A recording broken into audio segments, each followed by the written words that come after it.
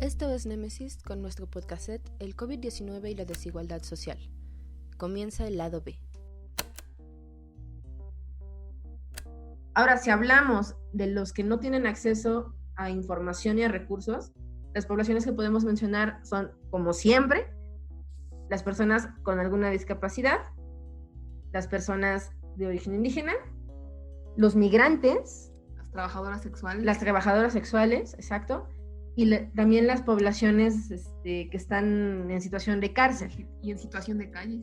Hablemos de las poblaciones que quedaron en desventaja. ¿Alguien quiere hablarnos de alguna de ellas, mencionarlas? Yo, por ejemplo, en eso que dice Andrés Manuel López Obrador, que casi estuve a punto de ir a incendiar Palacio Nacional, pero eso ponía en riesgo la sanidad de mucha gente acerca de los casos de violencia intrafamiliar. Yo, personalmente, parte del ejercicio que he hecho de derechos humanos tiene que ver con las mujeres. Y lo que tiene López Obrador y que no se da cuenta es que la cantidad de mujeres que no va a denunciar por miedo a hacer una denuncia es tremenda, y que también muchos de esos casos de violencia se denuncian entre mujeres en grupos de ayuda, y por lo regular cuando hay violencia contra las mujeres hay violencia contra los niños y las niñas, ¿no? Entonces yo siento que la cuestión con López Obrador, y lo digo personalmente y lo digo como persona que se ha dedicado a la Defensoría de Derechos de las Mujeres, es profundamente ignorante y habla de un presidente que tiene prioridades en la población, ¿no? Y también hay que considerar que usualmente las mujeres tienen la carga de las labores de la casa. Hay un montón de hogares donde las jefas de familia son las mujeres y ahora tienen que también distribuir la carga del trabajo remunerado más la carga de trabajo en casa, ¿no? También hablando de cosas muy convenientes, los ancianos, otra población muy vulnerable. Y es una población que ya estaba bastante olvidada. Ahora están completamente en el abandono, porque tu familia ya no puede ir a verte, los ancianos ya no pueden salir, ya no pueden ir a hacer su mandado, ir a regar sus flores, ir a caminar al parque, ¿no? Y qué fea coincidencia. Qué tan obvio, ¿no? Qué fea y tan obvia coincidencia que mucha gente viaja a morir, porque generalmente no son tan económicamente activos ni siquiera en lo que consumen, en lo que aportan de impuestos, y que más bien son los que tienen acceso a muchos programas de asistencia, sean los que se están muriendo, o sea, como que es muy a las pensiones, o sea, como que se va a alivianar esta parte como económica, y eso es una cosa muy terrible. Sí, hay como una cuestión muy fea de que sobreviva el que pueda, el que tenga como casi que el más fuerte, ¿no? Y si no es el más fuerte, va a ser el más hábil. Igual también estamos viendo de que el año pasado, quizá con más fuerza, pero este mismo año había muchísimas caravanas de migrantes. Había muchísimas que venían de Centroamérica cruzando por México. Ya se vislumbraba incluso una crisis muy grande y ya también salían a relucir toda esta situación en México de que no querían a los migrantes, ya casi contagiándose, ¿no? Como del espíritu norteamericano de es que van a venir a quitarnos nuestra comida, van a venir a quitarnos nuestros trabajos. Y en Europa también una situación incluso mucho más grave, porque pues aquellos que viajaban por el mar, pues había quienes no tenían mucha suerte y no lograban llegar a su destino. La situación es mucho peor para toda esta población que había tomado la decisión, a veces forzada, de pues irse a otro país para encontrar una mejor calidad de vida. Hace unos días también había justamente un medio, RT en español, se había acordado un poco de esta situación y se preguntaban, bueno, ¿y ahora qué está pasando con los migrantes? Y les preguntaban, bueno, ¿y ahora qué están haciendo? O sea, si la situación para ustedes ya era de por sí tan difícil en su país, aquí en Honduras, en Nicaragua, ¿ahora qué están haciendo? Dicen, no, pues nos aguantamos, ¿no? ¿Y qué está pasando con estas poblaciones? Bueno, siguen ahí en los centros migratorios, pero están viviendo como pueden y con lo que pueden. Hablamos de que cómo los países van a ayudar a su población y le va a pasar a su población, pero en este caso estamos hablando de población sin país, de población varada a medio camino, que tuvo que huir de donde vivía, ya sea por las condiciones económicas, ya sea por la guerra, ya sea por la hambruna, y entonces si se enferman y mueren, ¿quién va a ver por ellos? ¿Quién va a reclamar sus cuerpos? ¿Quién va a pedir que se retribuya porque se les dejó, pues, porque no se les atendió? ¿Quién va a quejarse por la negligencia con que se les haya tratado o no? Y nadie va a poder ver por ellos, porque además van a morirse en otro lugar que ni siquiera era su país. Otra población que va a quedar en la negligencia, ¿no? En el olvido, a la que le va a pasar algo y que nadie va a tener que responder por ellos, ¿no? Y pues ahora también, por ejemplo, aquí en México, pues había algunos centros migrantes, principalmente en San Cristóbal de las Casas y en algunas localidades de Chiapas, principalmente las fronterizas, y que ya incluso había ciertos programas del gobierno para más o menos impulsar un poco de que pudieran obtener un empleo, aunque sea temporal, y ahora todos esos programas están desapareciendo. Y eso también es algo muy preocupante. Por ejemplo, solamente de la ONU tiene al menos unos 41 programas de ayuda humanitaria enfocados particularmente a niños. De esos 41, 31 van a cerrar por falta de recursos. A nivel internacional se está perdiendo la capacidad de ayudar. Pues tan solo aquí en México va a haber un reajuste presupuestal muy cañón y estoy segura que muchos programas de desarrollo social van a desaparecer. Me atrevo a decir que ya desaparecieron. Me parece ser que los fideicomisos, muchos desaparecieron este año ya no se van a hacer por el coronavirus. Y estos son solo de los que conocemos. Habrá que ver, terminando toda esta pandemia, con la cantidad de apoyos que presuntamente se van a dar. Hay que recordar, este dinero se tiene que sacar de algún lado, entonces significa que se le va a quitar a otros. Estoy seguro que casi todos los fideicomisos son de cultura. Sí, cultura seguramente será de lo más afectado. Solo quisiera terminar como de señalar a las poblaciones vulnerables de las que hemos estado hablando.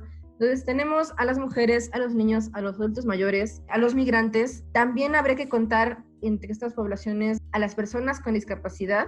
Muchas personas con discapacidad no pueden sencillamente aislarse porque muchas de estas personas necesitan ayuda para moverse, para realizar su trabajo, para obtener simplemente la despensa, las cosas de la casa. Y por otro lado, porque las medidas y la información que se han dado, creo que no ha habido tanta conciencia sobre la accesibilidad. O la atención médica. Hay mucha gente con discapacidad que requiere estarse revisando cada cierto tiempo. Y si estamos hablando que ahorita los hospitales están colapsados, estas revisiones yo creo que no han de estar siendo tan constantes como debieran, ¿no? También habrá diferencias según la situación económica de cada quien. De la población que podemos hablar que económicamente le está pegando parejo, creo que vale la pena mencionar a las trabajadoras sexuales. ¿Por qué están siendo tan afectadas por esto? Uno, claro, porque por las medidas de sana distancia y por el hecho de que son empleadas informales y porque supongo que a ojos del gobierno su trabajo es no esencial, no deberían de estar en la calle. ¿Pero qué creen? Que trabajan en la calle. Por un lado van a bajar los clientes y a lo mejor a muchas de ellas no les importa porque finalmente el trabajo sexual te expone de entrada a muchas otras enfermedades, ¿no? Entonces tal vez la visión es un poco como de, bueno, ya me ha dado algo peor, que tiene que me dé coronavirus ahora. Pero otra de las partes que están afectando es el cierre de los hoteles. ¿Por qué? Porque muchas de las sexoservidoras no solo trabajan en hoteles, sino que hay muchísimas que vienen de otros estados como Veracruz, Oaxaca, Puebla, que en realidad no tienen un hogar aquí. Entonces viven también en los hoteles, sobre todo las que trabajan en Merced, en Hidalgo, en La Obrera. Ese es el tipo de población que hay ahí. Ahora las están dejando también incluso en una situación de calle. Simplemente también pues es un sector que es muy propenso a la discriminación también, ¿no? Y sobre todo también de que ahora, justamente como dices, de que como ya le cerraron los hoteles, ya no tienen un lugar en donde quedarse, pues eso también las expone a las redes de trata, ¿no? Por último, creo que es muy importante mencionar también a las comunidades indígenas. Porque están muy lejos, porque viven luego en poblaciones muy aisladas, sin servicios, sin acceso a los medios de comunicación siquiera. Sí, es verdad que hubo campañas como para sacar los volantes informativos en algunas de las lenguas indígenas, por un lado. Y por el otro también estamos hablando de que había muchísima gente indígena que tenía que movilizarse hacia las zonas más pobladas o más urbanizadas para tener algún trabajo. Y además eso que es una población que muchas veces vive de salir, ¿no? De ir a vender sus productos a lugares. Yo creo que la cifra de personas indígenas que se dedican al comercio informal ha de ser interesante en ese sentido. Y también la cifra que se dedica a prestar servicios, ¿no?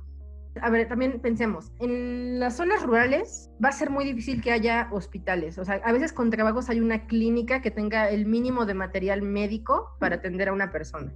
No hay realmente una red de servicios básicos. Y el recurso que han tomado muchas poblaciones para tratar de protegerse de la pandemia es precisamente el aislamiento. Sobre todo en Michoacán, Oaxaca, Chiapas, Chihuahua y Guerrero. El ejemplo más claro es Michoacán con las comunidades purépechas. Lo que han hecho es cerrar las poblaciones, no dejar entrar a nadie y no dejar salir a nadie. Se refuerza el aislamiento en el que ya estaban, con un gran riesgo de desaparecer y que, una vez más, nadie se entere y nadie reclame nada. Es casi como Pedro Páramo, ¿no? Y me parece que también hay otro factor aquí importante que pudiera darse en estas comunidades indígenas debido a esta situación, no nada más del abandono, sino a lo que los está orillando la caída de la actividad económica. Me parece que las comunidades indígenas y que están abandonadas por la economía y por el trabajo pueden ser también susceptibles de que pues el crimen organizado se aproveche de estas poblaciones, reclutándolas incluso a que sea ya pues básicamente su única salida para poder evitar la pobreza extrema. Y a esto debo acotar que usualmente en las zonas rurales es como un clásico, no dicho pero sabido, que casi siempre tienes de dos sopas, o te unes al narco o te vuelves normalista, porque de agricultor no vas a poder vivir. O policía, porque de agricultor no vas a vivir. La realidad es que la criminalidad como opción para sostenerse está a la vuelta de mucha gente.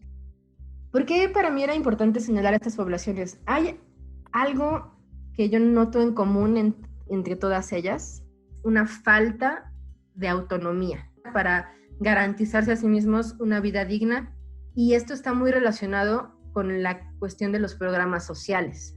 Ya hablábamos de que los programas sociales siempre tienen este cariz paternalista, ¿no? Y hay mucha gente que tiene muchas cosas en contra de las poblaciones vulnerables porque, pero es que les dan la beca de tal, y les dan el apoyo de tal, y les dan la pensión de aquello.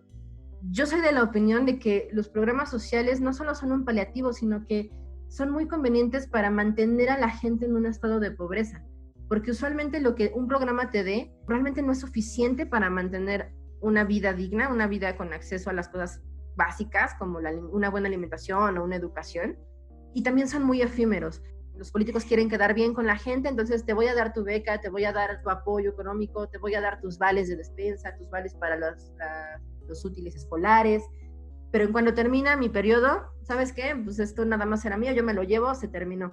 Entonces la gente depende de los programas de asistencia social y en cualquier momento se les quita, y en realidad lo que no tenemos es una estructura para que las personas tengan acceso a buenos trabajos, a buenas viviendas, a buena educación, que son las cosas que en teoría podrían ayudarles a alcanzar otra calidad de vida. Y creo que eso es algo que todas estas poblaciones tienen en común.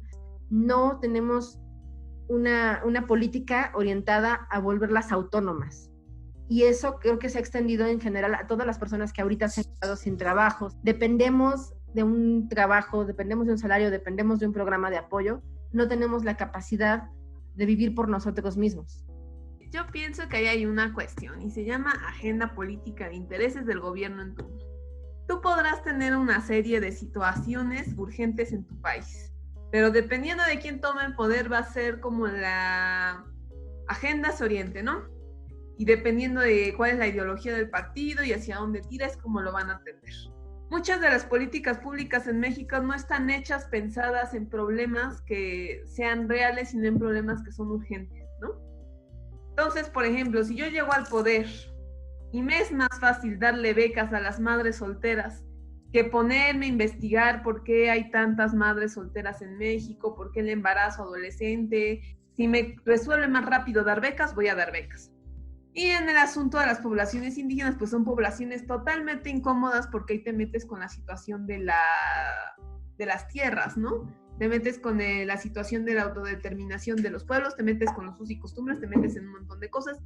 Entonces vas a tener políticas públicas que nada más están hechas para aminorar, más no resolver la situación. Y eso tiene que ver con la manera en la que nosotros elegimos a nuestros gobernantes y sobre todo cómo nos percibimos nosotros como población. Una población mexicana que no se identifica con sus indígenas, que no genera empatía con las personas discapacitadas y que margina a las exoservidores, es una población que raramente va a apoyar o interesarse en las políticas públicas generadas a las poblaciones, ¿no?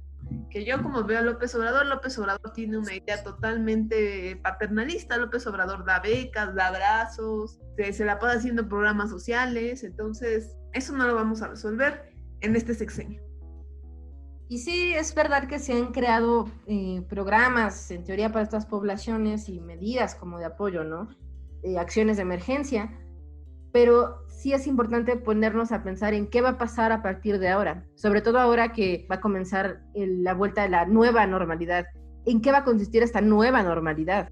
Esta fue una idea muy polémica justamente cuando se empezó a vislumbrar por parte de las autoridades como que ya estábamos a punto de regresar a esta dichosa normalidad, por lo cual se les ocurrió una gran idea y es un concepto muy interesante que se llama nueva normalidad, la cual a mí me parece que es como decir, bueno, sí, pero no, porque prácticamente nos están diciendo, ok, vamos a retomar nuestras actividades, pero incluso Hugo López-Gatell dijo a una pregunta expresa de Denise Merker en su noticiero, que si vamos a regresar a cómo las cosas estaban como antes, y él literalmente dijo, no, jamás. Por eso es que se inventó este nuevo concepto de nueva normalidad.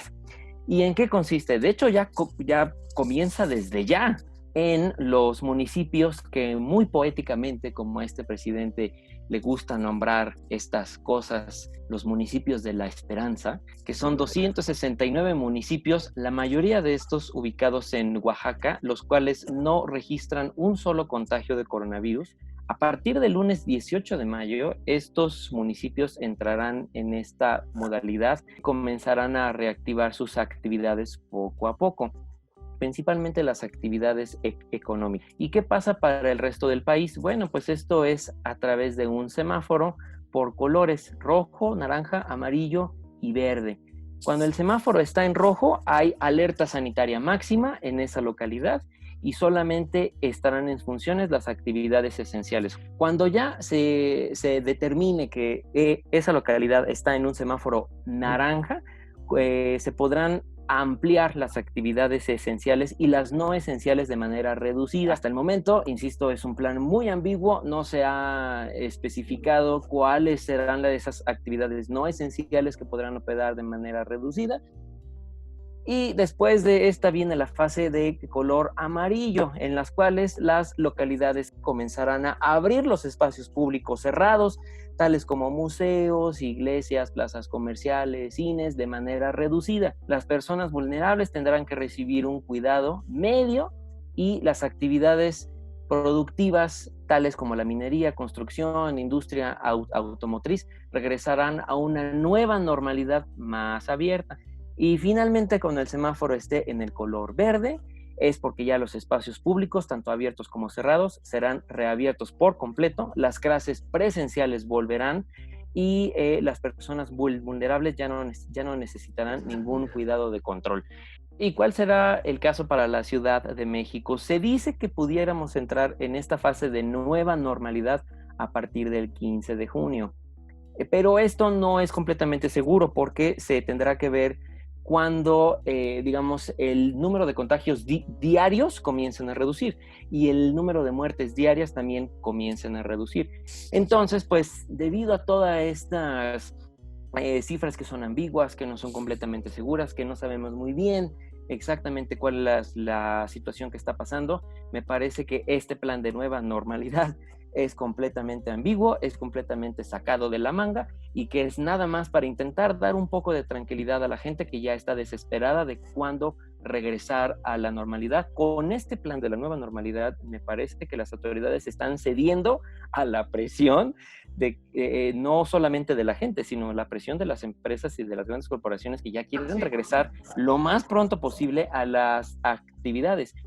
Tan siquiera estaba leyendo hace poco un estudio que sacaron me parece que Proceso, que decía que le va a llevar a México 3 años recuperarse nada más de este mes de pérdidas, ¿no? Entonces, pues tampoco tenemos la economía para tener a la gente encerrada. Y como yo había mencionado antes, ¿no? Se van a generar otro tipo de consecuencias, aparte de personas enfermas, que se va a tener también que atender. Creo que debido a que no tenemos la economía y finalmente sí necesitamos volver a las actividades, lo más que podemos hacer es pues generar en las personas responsabilidad más que pánico, ¿no? Y creo que si esas va el gobierno, entonces se tiene que asegurar que cada persona sea una persona responsable y consciente de que cuidándose a ella se tiene que cuidar a todos los demás, ¿no? Pues yo quisiera cerrar esto retomando dos cosas que ustedes acaban de mencionarme. Por un lado, el hecho de que tenemos que ser responsables. Por otro lado, el que seguramente va a seguir habiendo contagios, va a seguir habiendo enfermos. Y por otro lado, que las prioridades ahorita para los gobiernos es la economía. Hay un paleontólogo llamado Juan Luis Arzuaga que recientemente habló sobre la cuestión de la pandemia y lo que él decía es que es hora de que la humanidad sea adulta y decida sobre las cosas que tiene que dejar de hacer.